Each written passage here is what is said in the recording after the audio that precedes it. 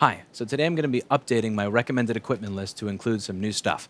Now, I used to recommend for a hot air rework station for removing surface mount components, the Hakko FR810. And the reason I recommended that station is because it was the cheapest one that I could find that would last, where I could buy replacement parts that wouldn't die in a year, but also that was powerful enough to remove larger components, like let's say a RAM chip or the SMC, or if you were even trying to remove a small component like one of the CPU MOSFETs. The CPU MOSFETs are in an area of the board that just has a lot, like a really large ground plane, a really large power plane, so the board would absorb a lot of heat and dissipate that heat off very quickly. That's what these boards are made to do. So boards that where, let's say, an Atten 858D would work just fine on, you try to use that on one of these boards, and half of the time removing the component, you could just sit there with the component getting heated for 10 minutes and it wouldn't come off. It would be very easy to slowly roast these boards and destroy them with the $50 to $300 hot air. So I never recommended them.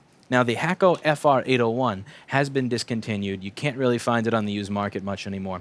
But the technology has evolved quite a bit over the past 5 years since I've been recommending the FR801. So I feel it's time to try a new contender. So today we're going to be trying out the Quick 861DW, which at the time of this review, I'm going to have a link below, is going for about $350. And we're going to put that against the Hakko FR810, which is the successor to the FR801. The FR810 costs $849, so the Hakko station is $500 more than the budget Quick station, and we're going to see if the FR810 is worth the additional $500. I recently received an email from Hakko, which I'll put over here, saying that I was doing my audience a disservice by not reviewing the FR810, and I would never want to do any of you a disservice, so I'm going to ensure that everybody watching knows exactly how much money the Hakko is worth in contrast to the Quick. So let's get started. All right, so let's see what the Hakko FR810 looks like on the inside. So I'm going to open this thing up.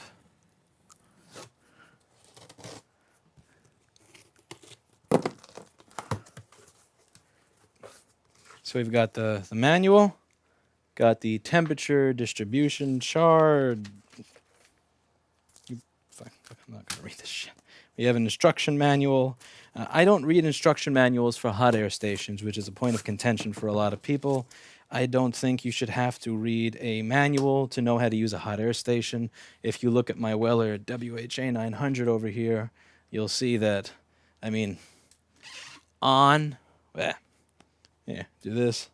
You've got on, off, how hot, and how much air. It should essentially be that simple. So I am not going to be reading the manual to use this. I am going to be basing the review entirely off of simplicity, intuitive simplicity. So I've got, any time that you waste reading a manual is time that you do not spend fixing things. Right, so we've got the station over here, pretty decently packed. This is my Hakko FR810. It comes with this, which I can put on the side to hold the station. So I just got to screw this piece on. Comes with one of these little rubber thingies over here.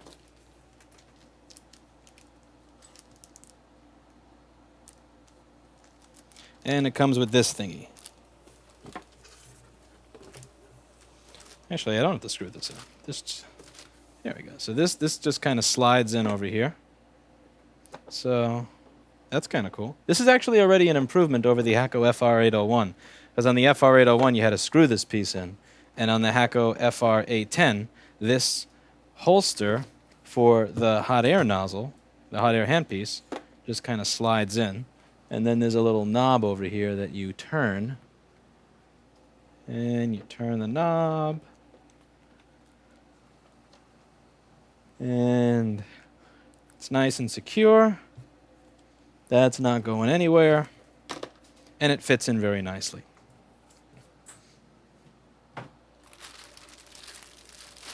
Comes with a power cord. That's about it for packaging. For the Hakko FR810. For the Quick, I can't do a complete unboxing since somebody already opened the outer box, one of the employees that got checked in the package. But it seems like this one is actually double boxed here. So I got one box for the one box, and then I've got another box under it for the actual station. So very nice that this was double boxed prior to being sent to me. Very nice on behalf of the Quick, and it has one of these little. Ooh, this unwraps kind of like a present. This is the instruction manual. Let's get the styrofoam off and take a look at what's inside.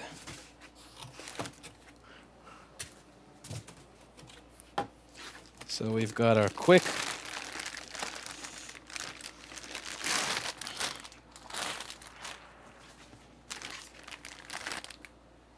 Now this doesn't use a standard IEC cord. The power cord is integrated into the unit. This also has new hot air station smell, which the Hakko does not. That's beautiful. Okay.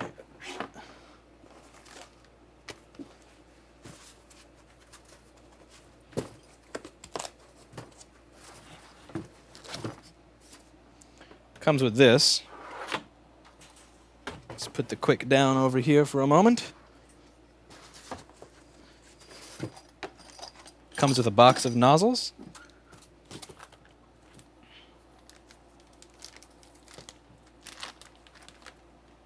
Comes with this thingy over here.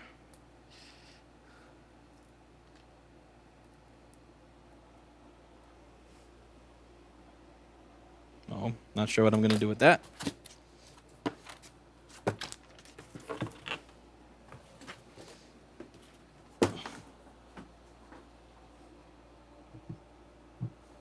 So the base actually has this rubberized thing on the bottom so it doesn't move around the desk. See that? So when you're putting the hot air back in,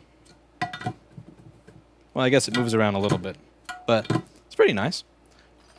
One thing I like is that the Quick has a flat surface on the top so I can stack things on top of it. So I'm going to show you one of the things that I like about the Quick already that I'm not a fan of on the Hakko FR810, just based on the top of it, of the unit.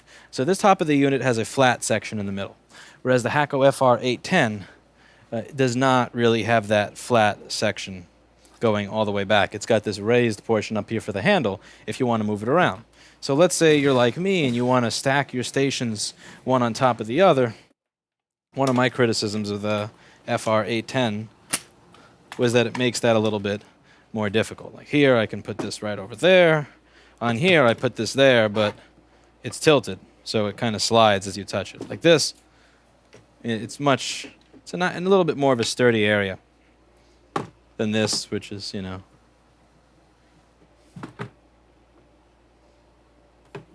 Yeah, you get what I'm getting at there. So if you're like me and you like to stack things vertically to save bench space, the Quick immediately has a better impression than the Hakko. So let's go over how these two work on the desk here. Now, one thing you may notice is that the Quick has a box that comes with nozzles, whereas the Hakko does not come with a nozzle. And I triple checked my box, and my box does not come with a nozzle.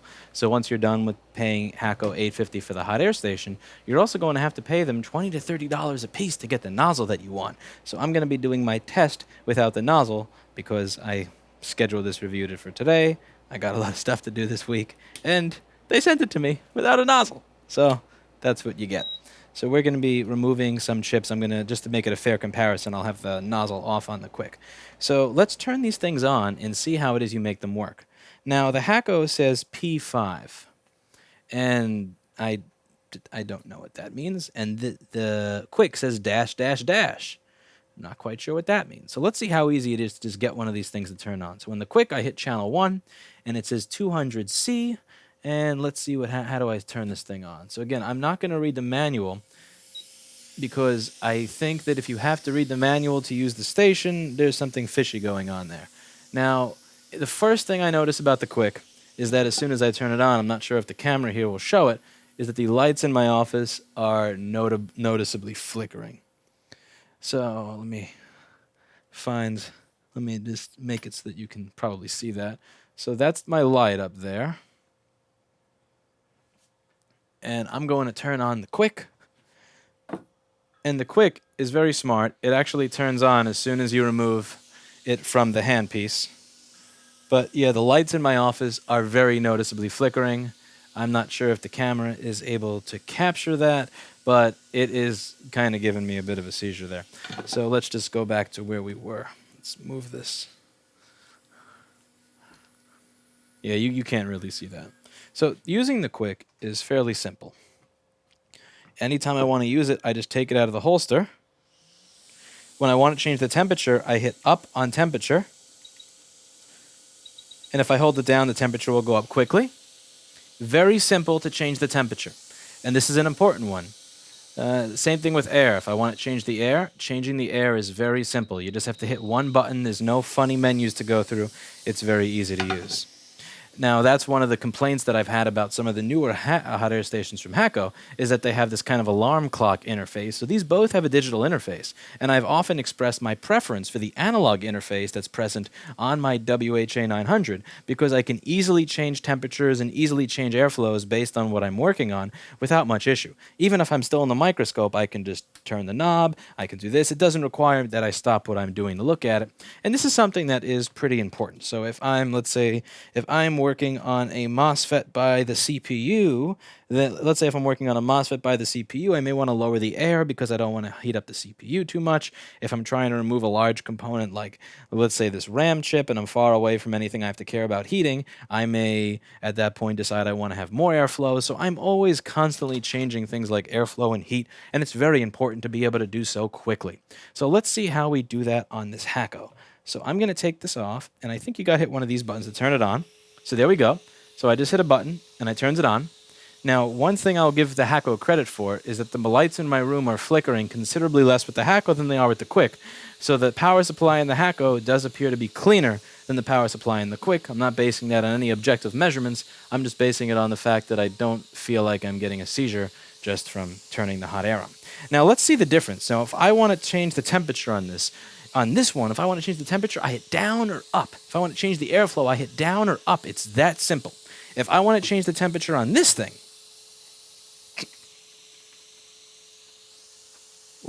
do I hit down? If I hit down, it brings me to here. And again, this is what I'm talking about when I say 1980s alarm clock. What is this? Now, you may be saying, Lewis, read the manual. Figure out how to use the station properly before you criticize it. But my question is, why is it that the $350 station just lets me hit buttons and is intuitive, whereas the $850 station is this 1985 set your alarm clock nonsense?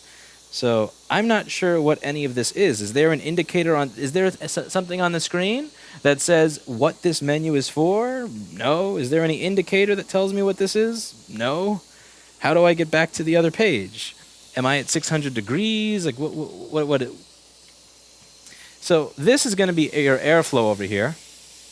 So you can set the airflow 1 through 10, and I believe this is liters per minute or something like that. So I can change my airflow. Hit this and hit star, and as you can hear, it just got a lot louder. So this is airflow, and this thing, to be fair, it really can blow. Now, how do we get back to airflow if I want to change airflow again? Now, let's see. I hit air, I hit down and up, and then I hit star. So in order to change the airflow on this station, you essentially have 3 separate buttons. And just to go over this, when we're on the Quick, changing the airflow on the Quick is as simple as hitting one button. So change the airflow on the Quick up and down, one button. Change the airflow on the Quick back up, one button. Change the airflow on the Hakko, 3 buttons. You hit air. You hold it down, not just press it. Then you hit then you hit the down or the up key to go to where you want to go. And then you hit the star key. Very efficient. Now let's say we want to change the temperature.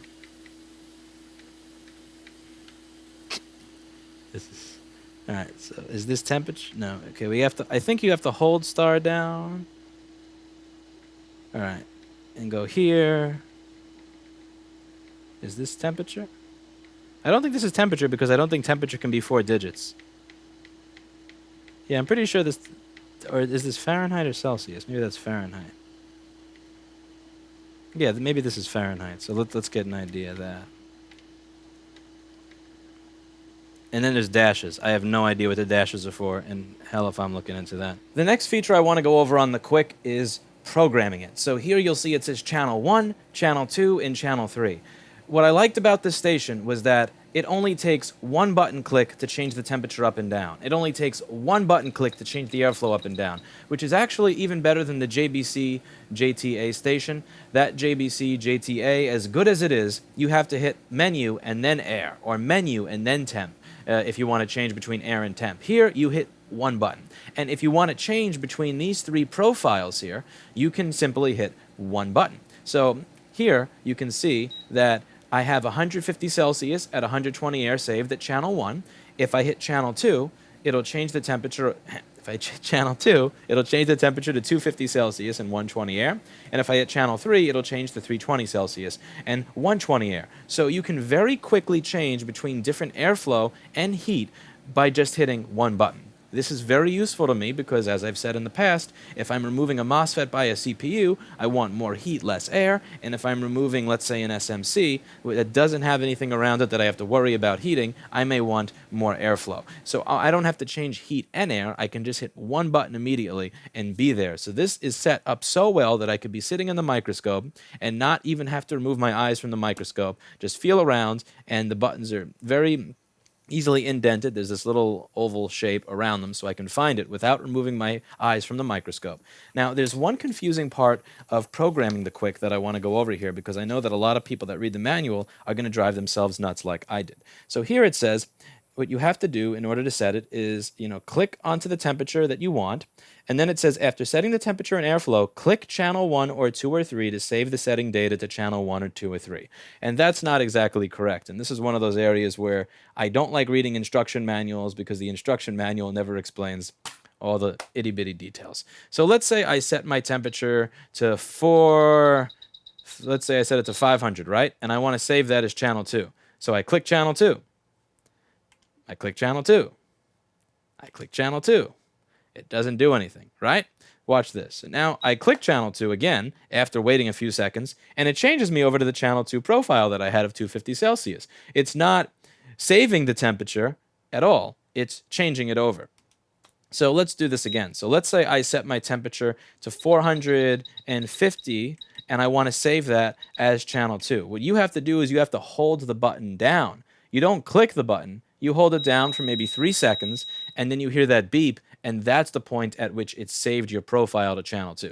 Let's say I want to set this to 500 now, and I want to save 500 with a low airflow to channel 3. You don't press channel 3, you don't click it, you hold it down for about 3 seconds, and then it saves it. And this is important because if you read the manual like I do and it's missing that detail, this is going to drive you nuts. So that's one detail that I don't think is a fault of the station, but I do think is a fault of the manual, and I would like to see updated in the manual for the Quick Station. But this is an amazing way to just recall very quickly the common settings that you use, and it's the only part of using the Quick that requires using the manual. And even then, the manual doesn't tell you how to do that. I honestly sat here screwing with it for 20 minutes and then figured it out. But this is something that, again, the FR810 does not have. You cannot hit one button and recall a different profile. Even if there is a way to do profiles in the FR810, I'm sure it's so painful that you'll honestly just probably try to get by without adjusting it. I consistently found myself with the FR810 during use not wanting to adjust my temperature profile or trying to find ways to work around it because it was so miserable to change temperature and airflow that it was not worth it versus just changing my technique on the board I was using. So let's move on to the next portion of our review. You'll also notice that the Hakko is equally as intelligent as the Quick in that it knows when you put it in the holster to turn itself off. It doesn't appear to know to turn itself back on when you take it out of the holster. You have to hit the button on the side. But I hit the button on the side. There's an S button over here.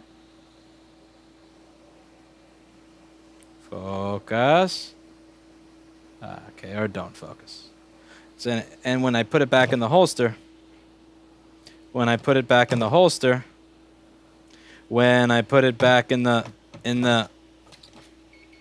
okay, so when you put it back in this precise position in the holster, it'll know to turn off. The Quick it turns itself on. But as soon as you put it in the holster, you can just toss it in there. And look, it turns itself off. The Hakko, not only does it not automatically turn itself back on when you take it out, but you have to put it in the holster in just the right spot, or else it doesn't turn off. So here is another area where the Quick is beating Hakko, not just in terms of interface, but also in terms of usability. It turns on easier. It turns off easier. It's more adjustable, easier. So now let's go into actual performance, because all these nice things I'm saying about the Quick don't mean a damn thing if I can't remove some MOSFETs from some heavy boards. So we're going to switch back over to the desk, and I'm going to try to remove some difficult to remove components from each of these boards, and we're going to time the amount of time that it takes to remove these components from equal motherboards. And we're going to start it from the moment that we turn the soldering iron on to the hot air station on to the moment that the component has been removed. And we're going to see how these things work. Now, when it comes to using nozzles, I'm only going to be able to review nozzles for the Quick because the Quick is the only station that came with nozzles. The Hakko didn't even come with one. So let's move back over to my desk and go from there. Okay, so now we're going to get to the practical part of this. I'm going to try to remove a RAM chip from a MacBook Air motherboard. This is an 820-3437. These boards are very good at absorbing and also dissipating heat, much better than a lot of the older models. So this is going to be a challenge, and we'll see if this is something that the Quick is up to. This is something that a lot of the cheap hot air stations, I imagine, would completely fail at. This board is pretty cold right now, and so is the one that I have next to it. So I have two boards that are essentially the same board that we're going to try this experiment on. So let's get started with turning on the Quick. I'm going to turn this to the highest temperature that it has. So it looks like the highest I can set the temperature on the Quick is 500 Celsius, and the highest I could set the air on the Quick is 120. All right. So 1, 2, 1, 2, 3.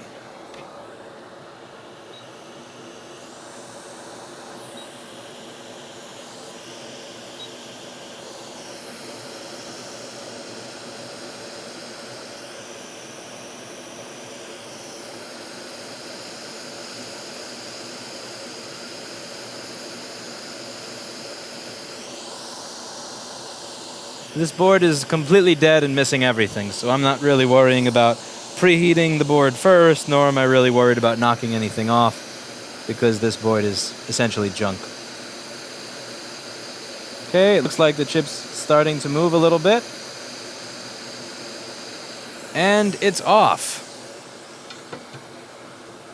Alright, so that was about 42 seconds for the Quick to remove the RAM chip from this board. So now we're going to do the same thing with the Hakko. I'm going to set it to the highest temperature and highest airflow that it has available. This is another 3437. That's essentially the same thing. It still has a CPU, still has all the RAM, and we're going to remove the RAM chip from it. So I'm going to turn on the Hakko, and we're going to raise the temperature to the highest it goes. How high does... Can this go to 1900 degrees? Something tells me that that's not going to be possible, but out of sheer curiosity, we're going to push for it.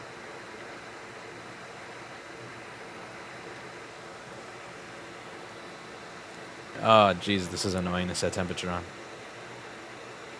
All right, so 1963...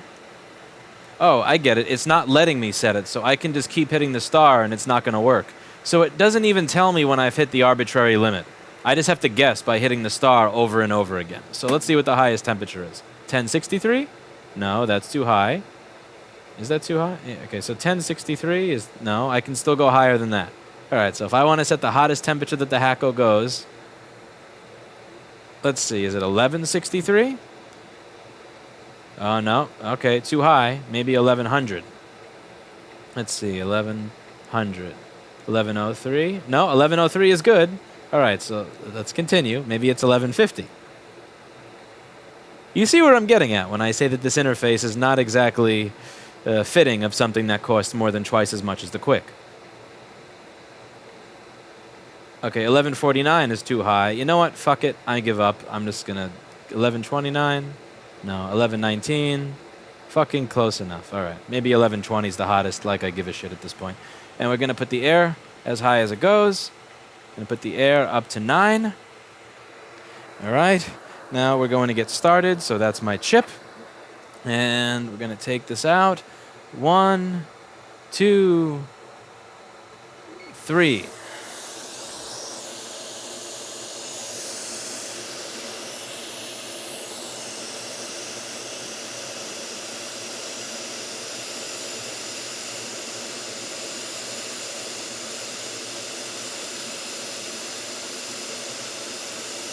Remember, this is a different board, so it's not still warm from my previous heating.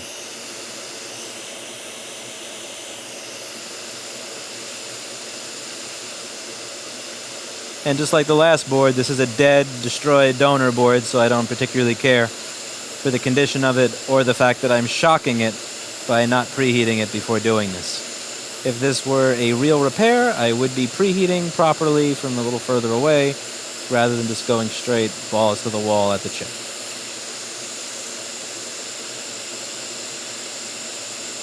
All right.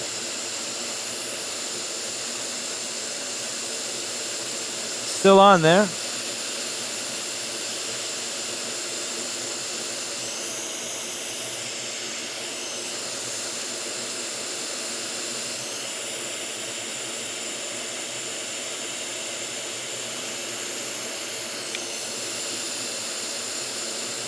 Still on there.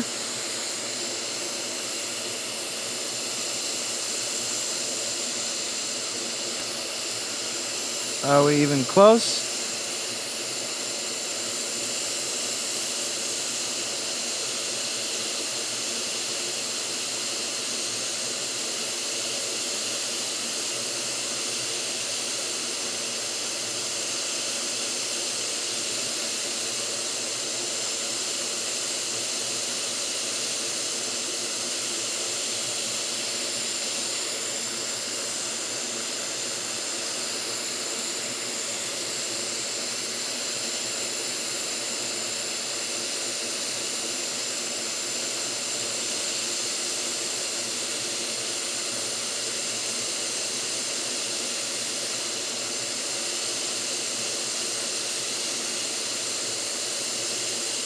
And finally, the chip came off. And we're going to put it back, and it's going to automatically turn off because I got a lot of practice on how to put the handle back right in the precise place. And if you don't put this in the perfect place, it's not going to know to turn off.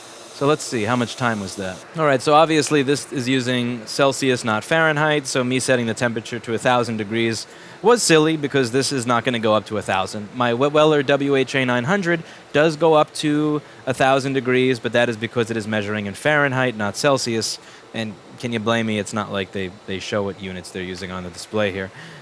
With the Weller, it has Fahrenheit times 100 under it. This has nothing. So this took 140 seconds to remove the RAM chip. This took 42 seconds to remove the RAM chip. This was slower by 1 minute and 38 seconds. Now, I've given the original board time to cool off, and I'm going to try removing that same chip next from this board. Just in case, maybe there was an anomaly with this board. I don't want, it does look like these boards use different brands of RAM, even though they're the same board. So just to keep it, just to keep it 100, we're going to remove another RAM chip from this board and see if what's going on with the Hakko. Don't want to get accused of favoritism here. So we're going to start and remove this RAM chip. Another El Paida. El Paida. Rhymes with, well, I can see what the chat comments are going to be already on that. So let's...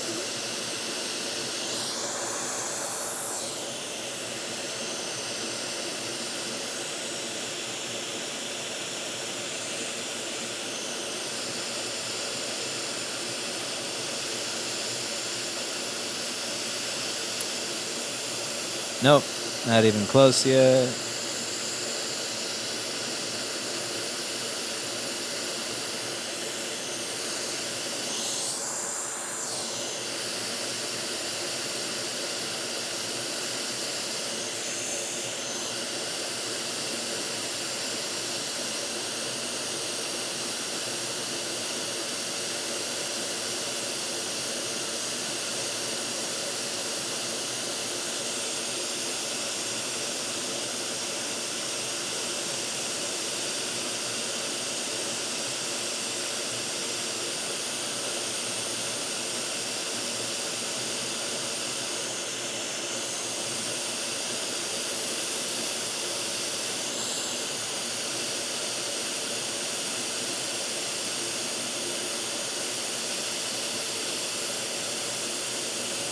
All right, it's starting to move, and it came off.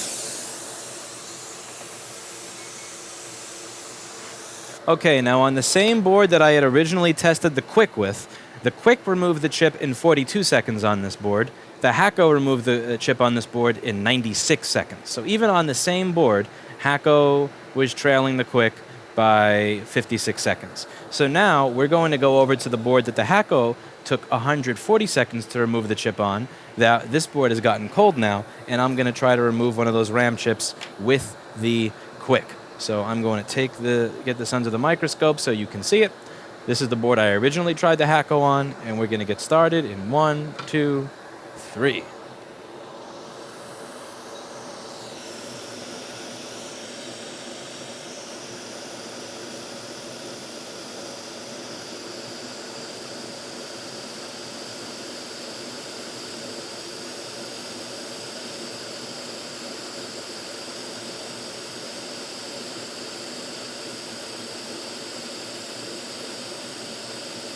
And it's off already. Holy crap, that was fast. All right, so on this motherboard here, the Hakko took 140 seconds to remove the RAM chip. The Quick took 33 seconds to remove the RAM chip. On this motherboard over here, the Hakko took 96 seconds to remove the RAM chip, and the Quick took 42 seconds to remove that same RAM chip. So there are small differences in terms of me removing chips from this board versus this board, but as you can see, the Hakko is very clearly trailing the Quick.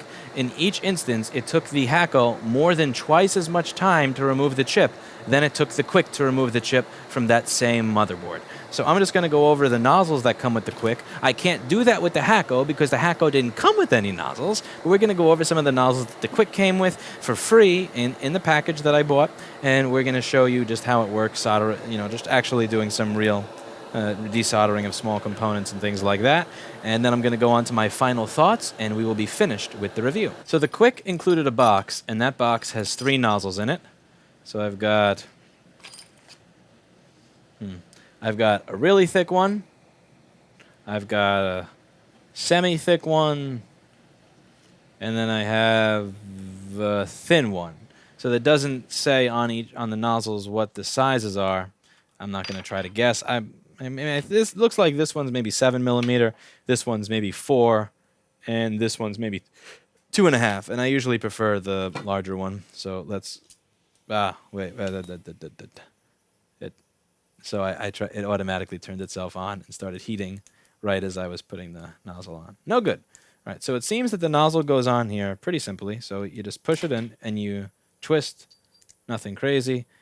Like so, you do this.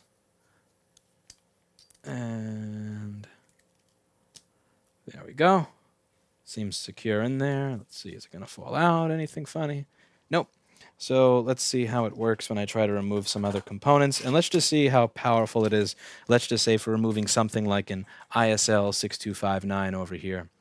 And I'll show you.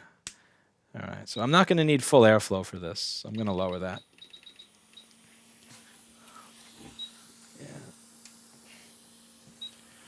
All right, so let's remove some difficult to remove components with the Quick.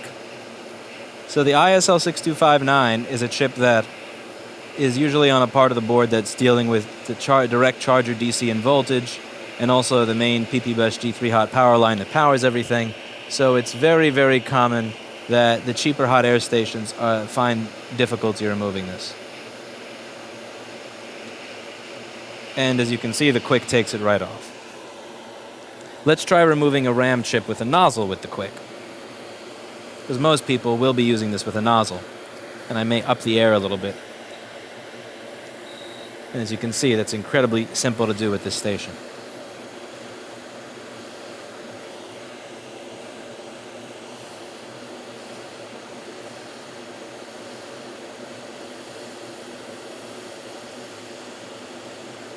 And this thing is just magical. I don't know how to say it. It just makes life easy. And again, you can drop the thing fairly carelessly in there, and it'll just start turning off. You don't have to like place it in the exactly the right position for it to work. So the Quick is the obvious winner here, for many reasons, regardless of price. And let's just go over each one of them just in case you missed it.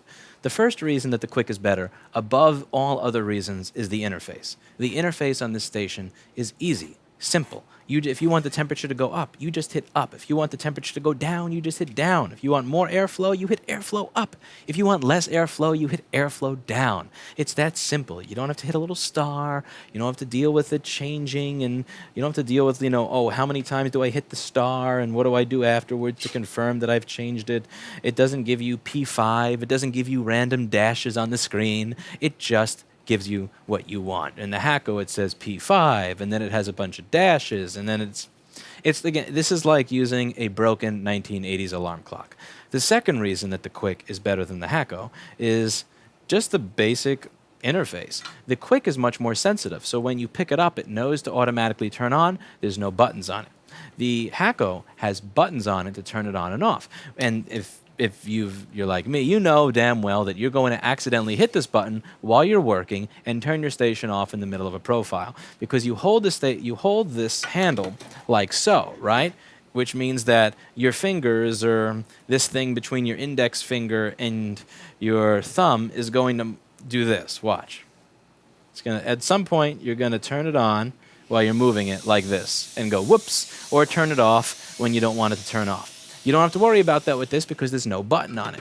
And also, the automatic turn-off feature on the Quick is a lot more sensitive. So at this station, when you put it back, it's supposed to automatically turn itself off, but most of the time, it doesn't. You have to get the nozzle in just the right position, as you saw, or else it's not going to turn itself off. The Quick always turned itself off immediately just by dropping it in. There was one time that I admittedly was so dumb that I missed the stand and it didn't automatically turn off, but I can't blame the Quick for me being an idiot. The third reason that the Quick is better than the Hakko is the temperatures. It assaulted and destroyed the Hakko. So on a board that the Hakko took 140 seconds on, the board that the Hakko took 140 seconds on, the Quick took 33 seconds on. On a board that the Hakko took 96 seconds on, the Quick took 42 seconds on. The Quick is far more powerful. It's going to be more capable of dealing with denser boards. It's going to make your life and workflow easier because it is more powerful. The fourth reason that this is better is that the Quick, at the time of me writing this review, is $350. The Hakko at the time of me writing this review is $850. So the Quick is less than half as much money as the Hakko is, meaning there is a $500 difference between these two stations. And the station that is inferior, the station that does not include nozzles, the station with a crappier interface, the station that is more frustrating to use, the station that is less powerful, actually costs $500 more than the Quick. And I was putting off this review for a long time because I've been a fanboy of Hakko. I've enjoyed Hakko products. They've always worked for me. They've always lasted, always been quality. And I was genuinely hoping that they would pull their head out of their ass and release a good station to compete with stuff like this. Because this ain't even about price anymore. This is just bad regardless of price. But they didn't. And then they emailed me asking me to review it. And you're going to get what you asked for. Now, does that mean that you cannot do work with the Hakko? No. You can absolutely get work done with the Hakko. And further, if you're unable to use this, you can't blame the station. If you're unable to fix cell phones or laptop boards or whatever it is you're working on properly, you can't blame this, because there are stations that are too weak to remove chipsets from the board. There are stations that are so inconsistent that you're going to wind up roasting the board for 5 minutes before the heater finally kicks in properly and takes the chip off the board. And this is not it. It's solid. It will do its job. This hot air station is an absolute fine piece of equipment to rework things with, if it costs $150. But with a Quick being $350, there is no way that I could ever recommend that somebody spend more than $150 on a Hakko FR810, and I am going to be changing my recommendation in my links below the video. So the Weller WHA900, this is not as bad as the Hakko FR810. Don't get me wrong. This costs about $200 less than the FR810, and it also has a real interface. But the WHA900 still does not compete with the Quick in any way, shape, or form. So even if price was not a factor, at this point, I would say that the Quick 861 is my favorite hot air station, with price not being a factor. The fact that the Quick is the cheapest hot air station makes it my #1 recommendation to date for a hot air station for SMD rework for laptops or cell phones. In my opinion, this thing has no business selling at $850 in 2017. And I think, in my opinion, that the people responsible for marketing this, engineering this, or asking people to actually review it are either A, out of their mind, or B, have simply been in a bubble for the past 10 years, ignoring every other thing that came out on the market. Because I don't understand how somebody who would try this and then try this would actually believe that this was worth more than $150. Just to be clear, there are links below that if you click, we may earn an affiliate commission from. And if you do decide to buy the Hakko instead of the Quick, I will actually make more money. So just to understand where my implicit bias would lie, my commission, if you buy a Hakko using the links below, would actually be double the commission that I would get if you bought the Quick, because the Hakko costs a lot more money. And I'm still making my recommendation the way I made it. So that's it for today, and as always, I hope you learned something.